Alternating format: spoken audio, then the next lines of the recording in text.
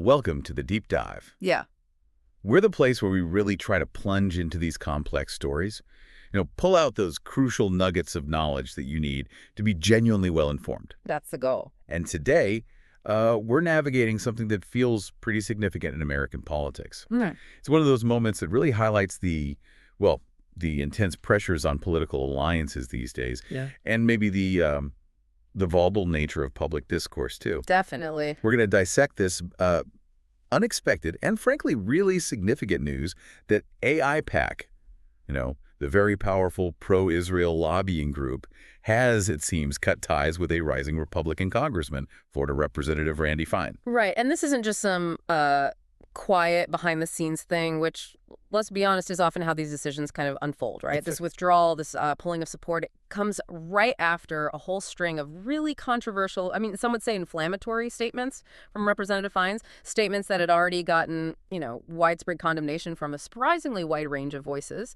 So our mission today, really, is to go beyond just the headlines. We want to meticulously unpack the exact nature of Fine's rhetoric, understand the condemnation, how broad and diverse it actually was, and then fully explore the pretty significant implications of AIPAC's decision, even though it was very public, but also sort of unannounced, to drop his endorsement. We need to delve into why his statements have been labeled grotesque by so many sources, and why, taken together, they raise these really profound questions about, his suitability as a representative, especially, for Florida's 6th congressional district. Mm-hmm. And it also kind of forces us to affront the type of discourse that seems to be getting, normalized, or maybe even rewarded in Congress today. It's a tough question. So if you've ever wondered how really extreme rhetoric can actually impact political alliances or shape public perception or even have, real effects on international policy, then this deep dive is definitely for you. We'll be digging for those key insights, not just the what happened, but the really critical why it matters for you, for American political conversation, and honestly for the wider global picture too. Okay, so let's get into it. Let's unpack this pretty intricate web. We've got a whole stack of sources here to help us out. Reports from antiwar.com, these urgent calls from CAIR, some investigative pieces from the New Republic, critical analysis from Shootout, and some pretty sharp commentary from the Young Turks as well. Yeah, and together, these sources, they really paint a stark, and I have to say, a deeply concerning picture of the kind of rhetoric coming from Representative Fine. Okay, let's start right at the flashpoint. The thing that really seemed to ignite this most recent firestorm, and what looks like the main catalyst for AIPAC pulling back so suddenly. We're talking about July 23rd, 2025, just last week. Right. At that time, reports were coming out getting more and more urgent about this widespread famine in Gaza. And it culminated in this particularly grim news.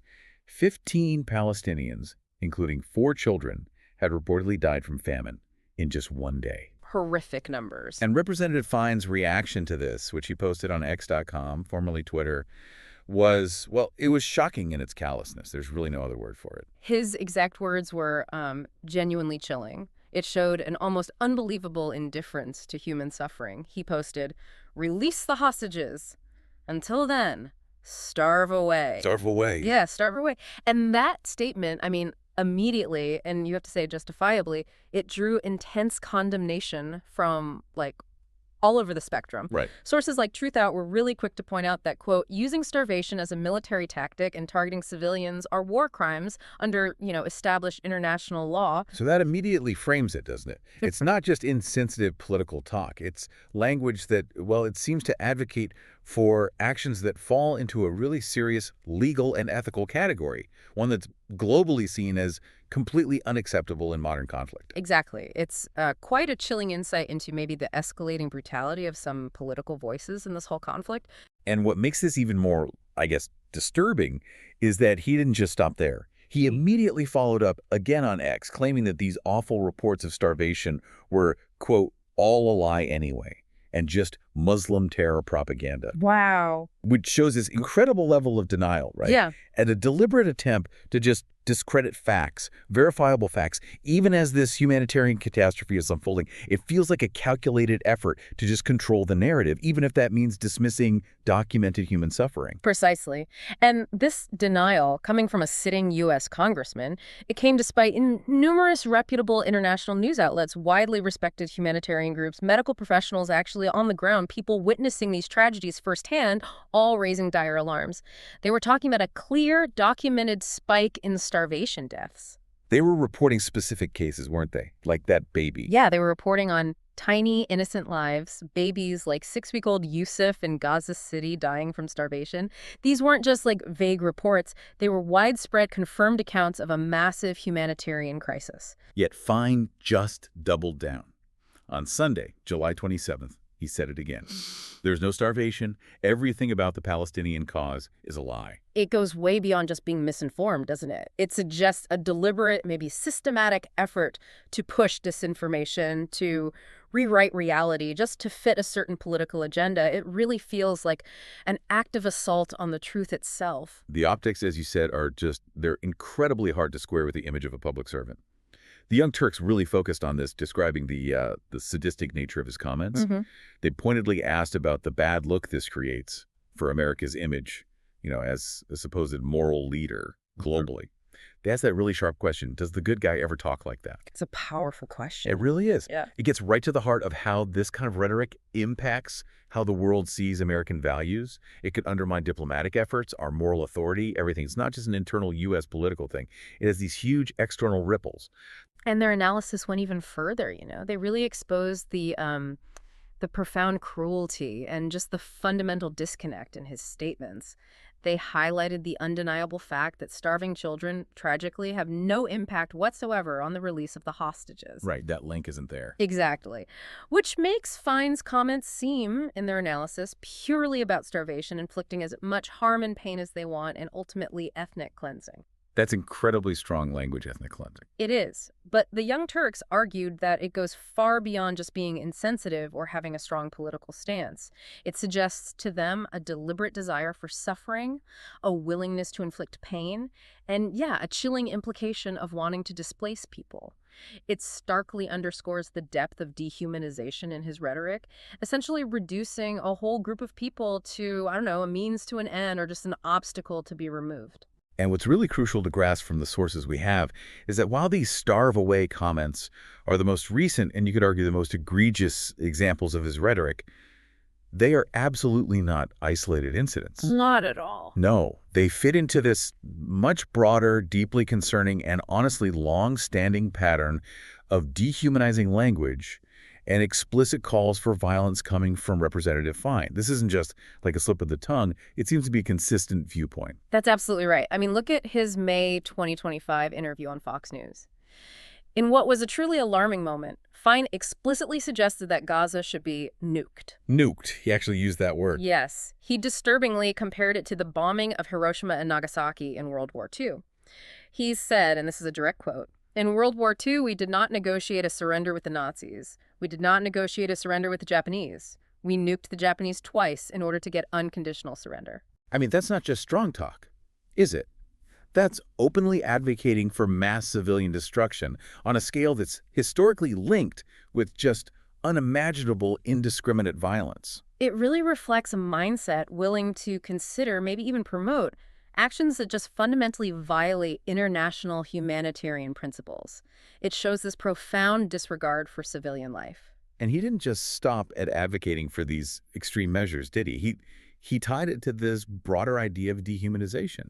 He said the Palestinian cause itself is evil, and that, quote, "there is something deeply, deeply wrong with this culture, and it needs to be defeated." Yeah, that paints an entire population, their history, their grievances, their hopes, with this incredibly broad and damning brush. And coming from a sitting member of Congress, that kind of language is just incredibly dangerous. How so? Well, it fosters this climate of othering, of demonization, that can, and often does, lead to real-world prejudice and violence.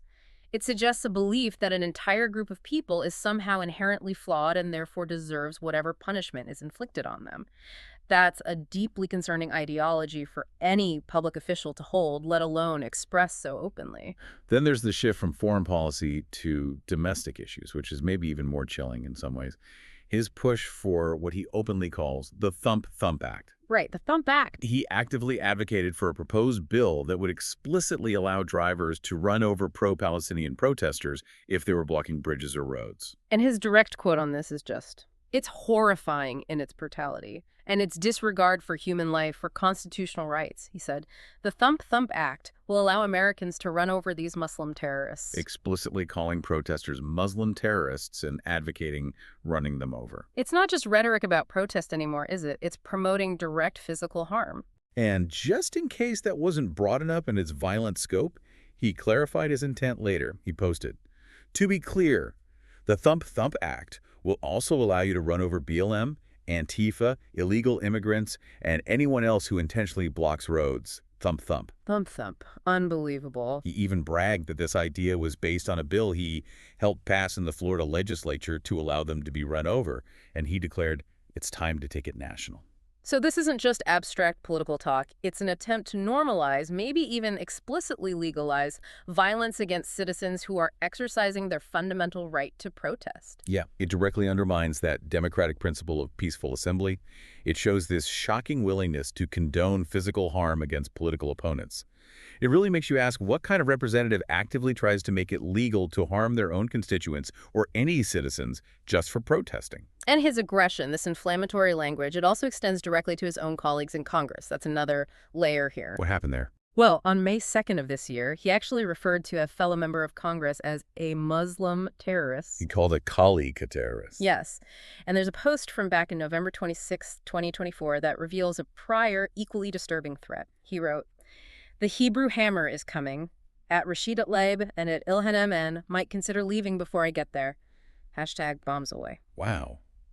That's not just disrespectful. That sounds like a direct, thinly veiled threat of violence or maybe forced removal against sitting elected officials, seemingly based on their identity and their political views. It really represents an egregious breach of, basic collegiality. It's a direct attack on the safety of people within the legislative body itself, and it undermines the very foundations of democratic debate. It speaks to a level of hostility that's profoundly unsettling coming from someone in public service. This pattern of endorsing collective punishment and just displaying outright indifference to civilian deaths seems deeply woven through his public statements over time. Absolutely. Think about his post from December 2nd, 2023. He openly mocked humanitarian aid meant for people suffering, saying, "Stop the trucks, let them eat rockets. There are plenty of those. Hashtag bombs away." Let them eat rockets. It's hard to imagine a more callous, more dehumanizing statement about people who are in desperate need of basic things like food and medicine. It really isn't just policy disagreement, is it? It's like a celebration of deprivation and violence. And this wasn't just a one-off comment either, was it? No. On February 20th, 2025, he stated explicitly, unequivocally, Gaza must be destroyed. That's not a nuanced policy position. It's not a call for military victory. It sounds like a chilling call for the annihilation of an entire place and its people. And even more disturbing, maybe, is something from back in June 2021. The sources say when he was confronted with a photo of a Palestinian infant reportedly killed in an Israeli airstrike, his response, his casual dismissal, was just, "Thanks for the pic." Thanks for the pic. It reveals this consistent, profound lack of empathy for human suffering, particularly when it involves Palestinians.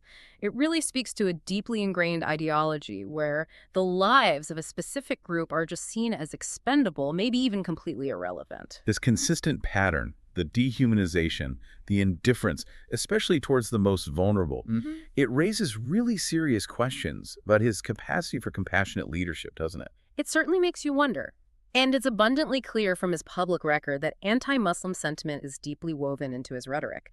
It almost seems like a foundational element. Like that post where he described Muslims in America as a problem that needs to be solved. Exactly. That kind of language, framing an entire religious community, millions of American citizens, as a problem needing a solution, it's dangerously dehumanizing.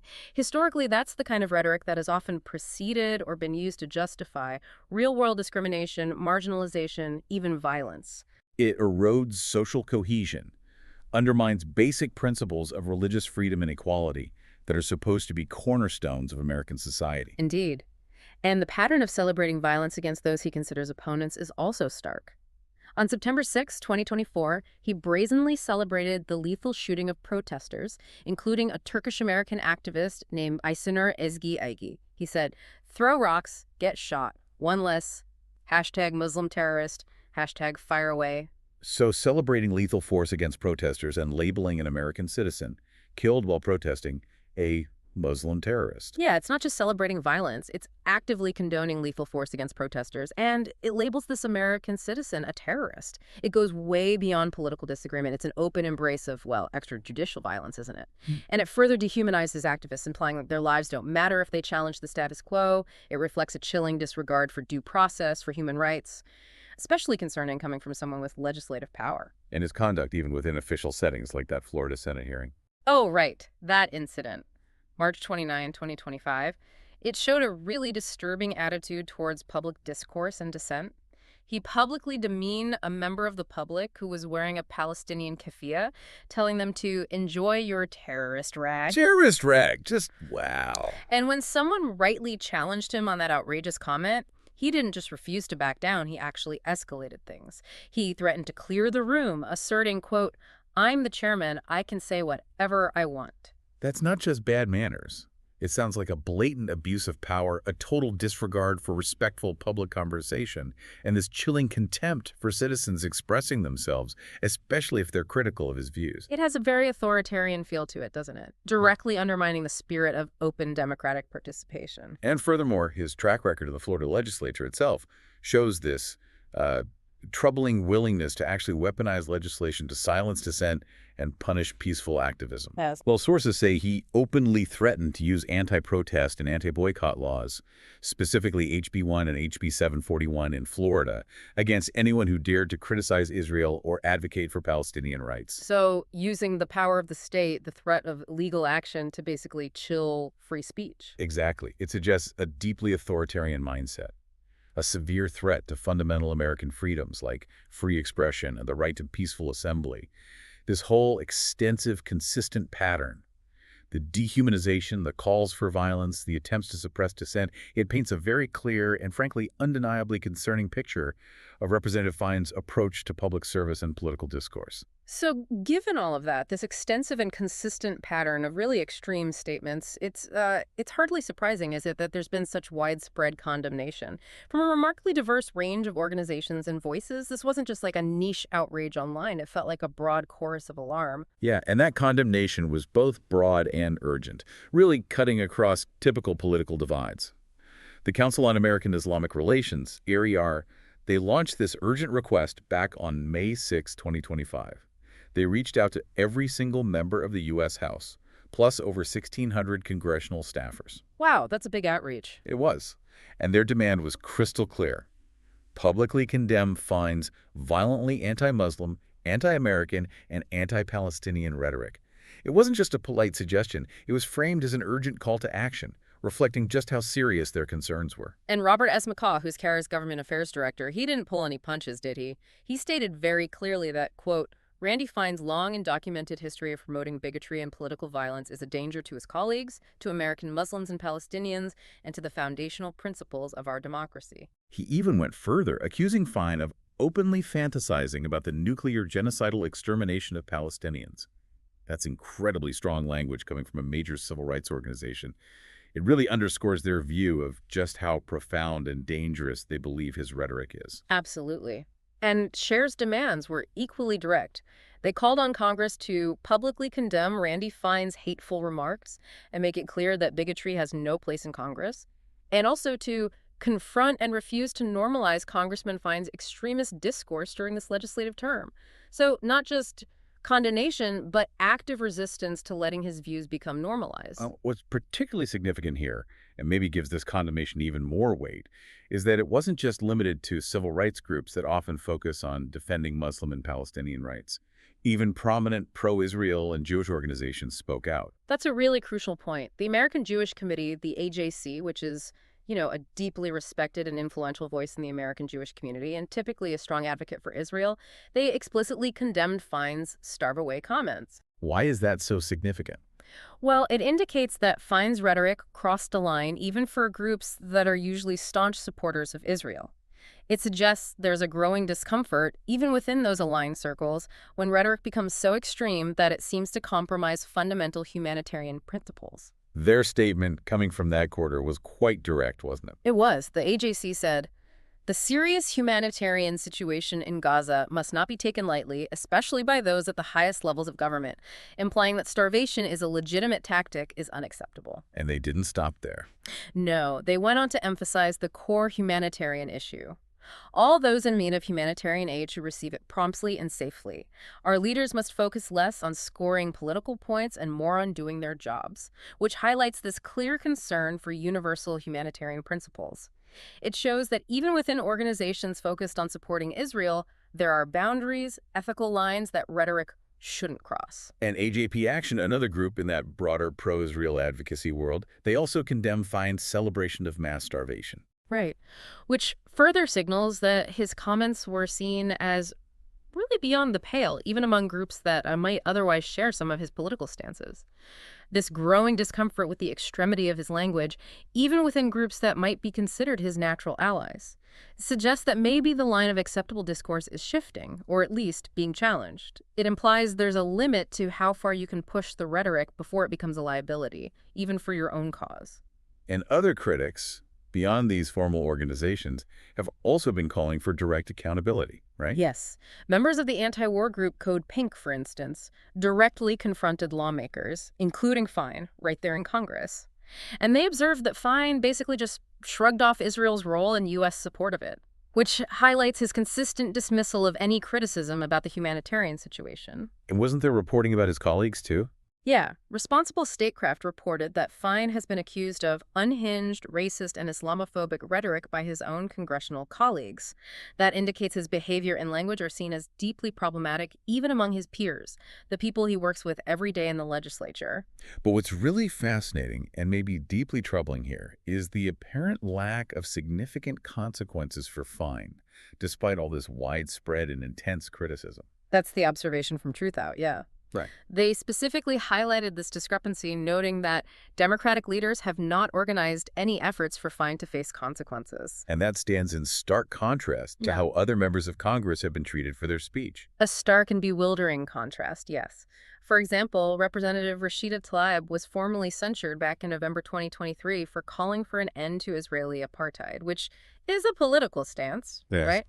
Yet Fine, despite language that incites violence, dehumanizes people, openly fantasizes about mass destruction, he seems to have largely faced no official consequences. In fact, he's even been promoted. Which signals a pretty extreme double standard in how different kinds of speech are handled in Congress, doesn't it? It certainly seems that way, according to Truth Out's analysis. And in a truly striking, maybe even shocking development, despite this undeniable list of controversies, the public condemnations, the calls for accountability, Representative Fine was actually promoted. Right.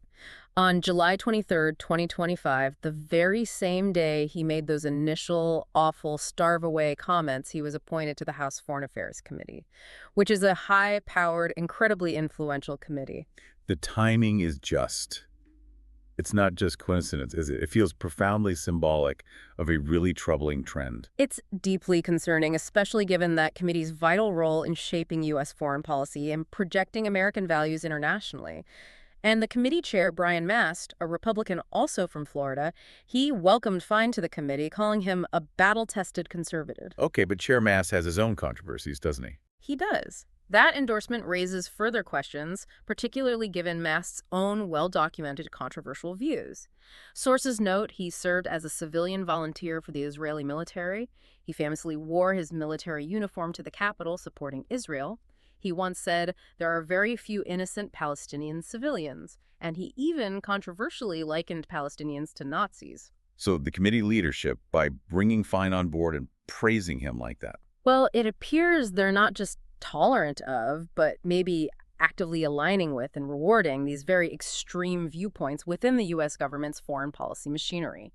This appointment sends a pretty clear message about what kinds of voices are being elevated in this critical policy area. Okay, now let's shift focus to the really big development here. The one that most directly highlights the gravity of Fine's rhetoric and the potential political fallout. The AIPAC disendorsement. This isn't just a minor detail. It feels like a significant political earthquake, a rare public distancing by one of Washington's most powerful lobbying groups. It really is significant, and to understand the full weight of this, you have to remember Randy Fine's own proud boast after he won that Florida special election back in April 2025. What did he say? He publicly claimed he was AIPAC's fastest ever endorsement, which really highlights the initial incredibly strong alignment and support he had from this hugely influential group known for its deep pockets and extensive network in D.C. That quick endorsement was a clear signal of his perceived value and ideological fit. But then, really quickly, something clearly changed. On Monday, July 28, 2025, just days after his most inflammatory remarks, the New Republic reported that Fine's name was, quote, mysteriously missing from AIPAC's online database of pro-Israel candidates. Mysteriously missing? Yeah, it wasn't announced, no press release, no statement. His name was just gone. That silent disappearance speaks volumes, doesn't it? It really does. And crucially, AIPAC has, according to the New Republic, not returned the New Republic's request for comment. So there's been absolutely no official word, no public explanation, no justification from AIPAC about why they did this. That silence itself is pretty deafening, highly suggestive. Exactly. The timing of the removal, coming just days after those starve-away remarks, it seems far too precise to be just a coincidence.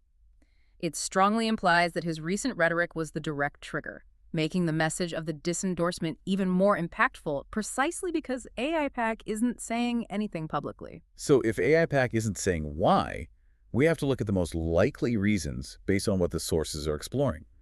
The New Republic's main hypothesis, and it really resonates with the evidence we've laid out, is that Fine's recent comments about the famine in Gaza were simply too grotesque for even most staunchly pro-Israel organizations to publicly support. That makes a lot of sense, right? Especially when you consider just how shocking his specific comments were. Yeah, the starve-away comments, openly cheering the deaths of children from starvation, and then doubling down, denying it all, calling the Palestinian cause a lie. It's exceptionally harsh, deeply inhumane. It's really hard stuff to defend or rationalize for any public-facing organization. It seems highly plausible that such a public, explicit display of indifference to immense suffering, especially involving kids, just became an undeniable liability for AIPAC's public image, their credibility, their broader lobbying work. Even a powerful group has to weigh the costs of association when rhetoric goes that far into widely condemned territory. So the disendorsement suggests that a line, maybe a previously blurry line, was finally crossed in AIPAC's view. That seems to be the most likely interpretation based on the timing and the nature of the comments. Another potential factor, which the New Republic also looked into, is maybe the cumulative effect of his bloodthirsty statements advocating violence against protesters. Right, the Thump Thump Act. Exactly. His aggressive push for that act, explicitly allowing drivers to run over Muslim terrorists and others blocking roads, that's not just about foreign policy. That's advocating for domestic violence, for curtailing fundamental American rights. And that kind of rhetoric could alienate a much broader range of allies, couldn't it? Including people who really value civil liberties. It could create this severely negative public perception that even a powerful group like AIPAC might decide is just too damaging to their reputation, to their ability to build broader political alliances. It's a PR nightmare that maybe even money can't fix. And we probably shouldn't underestimate the role of that broader public and ally pressure in this either. We already talked about the significant condemnation from the American Jewish Committee, which is itself a major pro-Israel group. Right.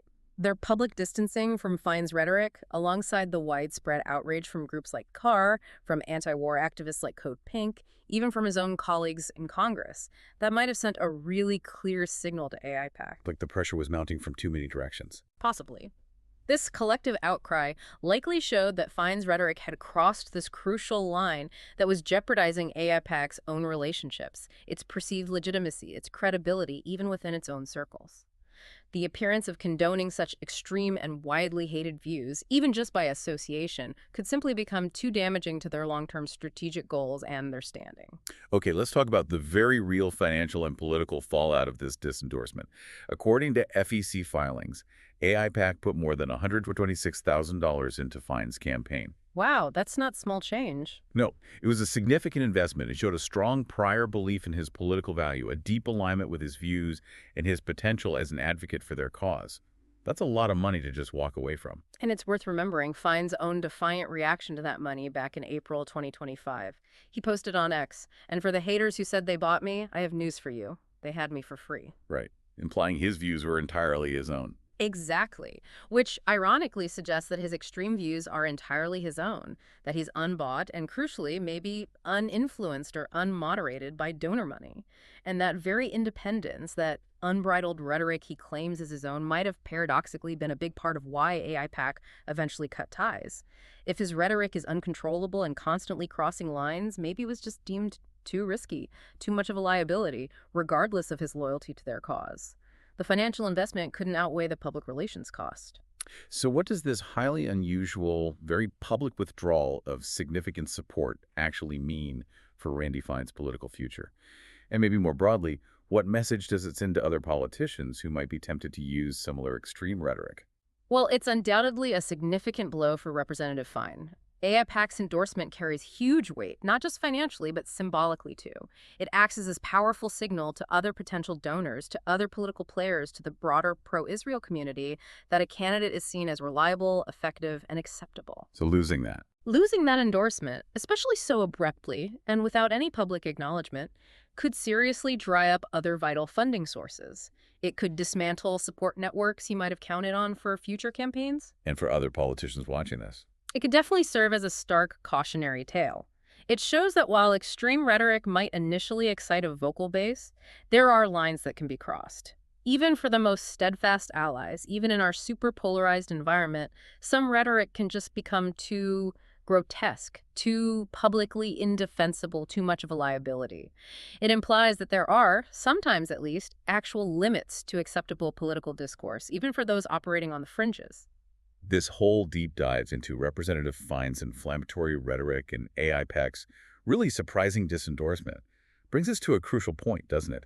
About the broader implications for political representation and just the very nature of acceptable discourse in America today. Absolutely. The consistent pattern we've carefully laid out, from mocking profound human suffering to openly advocating violence against civilians, even against fellow citizens, it demonstrates this profound, deeply alarming disregard for basic human dignity, for common decency. His repeated mockery of suffering, endorsing collective punishment, those chilling calls for violence.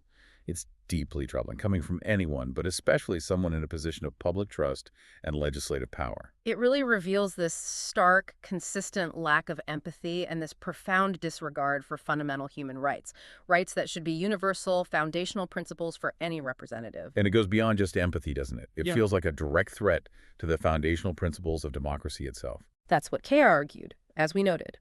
They raised grave concerns that his rhetoric, quote, is a danger to his colleagues, to American Muslims and Palestinians, and to the foundational principles of our democracy. His demonstrated willingness to silence dissent, to threaten those he disagrees with, to label entire groups of American citizens terrorists just for exercising their rights. It actively undermines the very values our democratic system is supposed to be built on. Like free speech, peaceful assembly, respectful debate. Exactly. His actions create an environment where intimidation and fear start to replace open dialogue. And what's also concerning is how out of step his positions seem to be with broader American sentiment, even though he was elected. Anti-War.com pointed out that polls continue to show that Americans are repulsed by what is happening to Palestinians in Gaza. Right. So Fine's extreme positions, which don't just dismiss but often seem to celebrate that suffering, stand in stark contrast to the evolving values and humanitarian concerns of many Americans, potentially including many of his own constituents. Which raises very serious questions about his suitability as a representative for Florida's 6th District.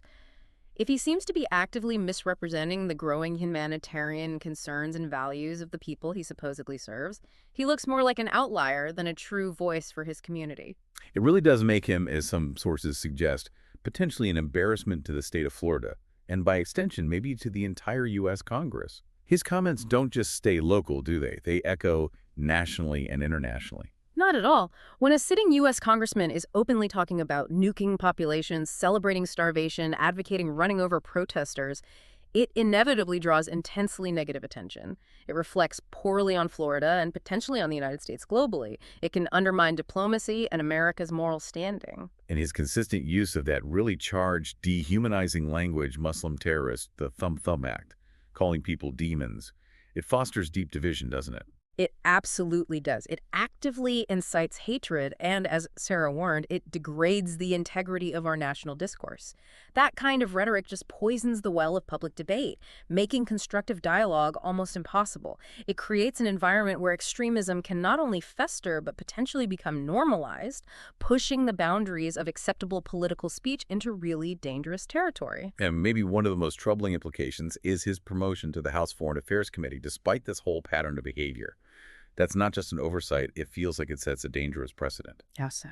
Well, it signals this troubling normalization of extremism right within the institutions of our political system. When such inflammatory rhetoric isn't just tolerated, but actually rewarded with more influence, more responsibility on a critical committee, it sends a clear message. It says these extreme views are acceptable, maybe even desirable, within the halls of power. And that can further erode democratic norms and encourage even more extreme talk. And this critically highlights that significant, deeply disturbing issue of accountability, or rather, the glaring lack of it when faced with this kind of extremism. Truth Out pointed directly to that extreme double standard in Congress when it comes to pro-Palestine versus pro-Israel speech. Right, the contrast between Fine gaining influence, despite his comments, and someone like Representative Tlaib being censured for her speech. Exactly. While Fine, despite advocating for what some critics interpret as genocidal acts and celebrating violence, gains influence, Tlaib was punished for speaking out against what she sees as Israeli apartheid. That stark imbalance in accountability for different kinds of speech, one seemingly punished while the other is rewarded, is a major concern for the health and integrity of our democratic processes and the whole principle of equal justice. It really brings into sharp focus that ongoing tension, doesn't it? Yeah. Between the huge influence of powerful lobbying groups like AIPAC, even with their recent withdrawal from Fine, and the shifting tides of American public opinion, especially on foreign policy and humanitarian crises. For decades, groups like AIPAC have undeniably had immense influence, shaping policy, shaping endorsements. But maybe, just maybe, there's a growing awareness, even within those powerful circles, that public perception and humanitarian concerns are starting to push back, creating a counterpressure against rhetoric that's just too extreme, too grotesque, too damaging to maintain a viable public image and political support, even for their staunchest allies. Ultimately, this deep dive into the Randy Fine case really underscores the critical, indispensable role of independent media and civil rights organizations. Their work in relentlessly bringing this kind of dangerous rhetoric to light and actively pushing for accountability seems more important than ever. It really does. When political bodies seem unwilling or maybe even reluctant to act, or as we saw, even choose to reward such behavior, it really falls to these independent watchdogs to inform the public, expose the truth, and apply consistent pressure. Their scrutiny becomes absolutely essential in holding power accountable and safeguarding those foundational principles of decency, humanity, and democracy, especially when extremism seems to be escalating. So we've taken quite a deep dive today into the disturbing rhetoric of Florida Representative Randy Fine and the really significant implications of AIPAC's decision to apparently drop his endorsement. We've seen a clear, consistent pattern of extreme statements, widespread condemnation from groups all across the political spectrum, and this rare public distancing from a historically powerful and unwavering lobbying organization. And what this all seems to mean is that it highlights this incredibly fine, maybe increasingly fragile line between just having strong political opinions and rhetoric that unequivocally crosses into dangerous territory, inciting violence, promoting dehumanization, undermining democratic norms. Yeah.